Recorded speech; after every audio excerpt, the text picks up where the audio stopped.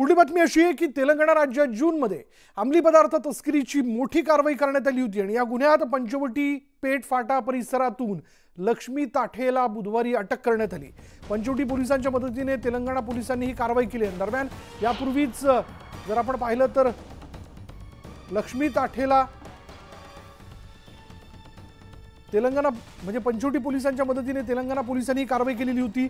दामेरा पोलिसांनी 8 जून 2024 रोजी तेलंगणा या भागात 190 किलो गांजा पकडला होता। या प्रकरणात बीड अहमदनगर इथून 2 तस्करांना अटक करण्यात आली। दरम्यान यापूर्वीच शिवसेनेतून लक्ष्मी ताठेची हकालपट्टी करण्यात आली असून या प्रकरणात शिवसेनेचा काहीही संबंध नसल्याचं स्पष्टीकरण शिवसेना पक्षानं दिलंय।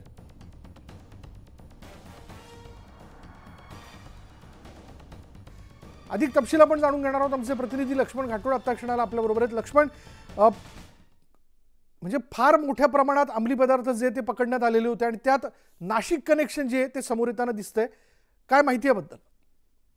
खरं तर या सगळ्या प्रकरणामध्ये राजकीय हस्तक्षेप जो आहे तो समोर आलेला आहे।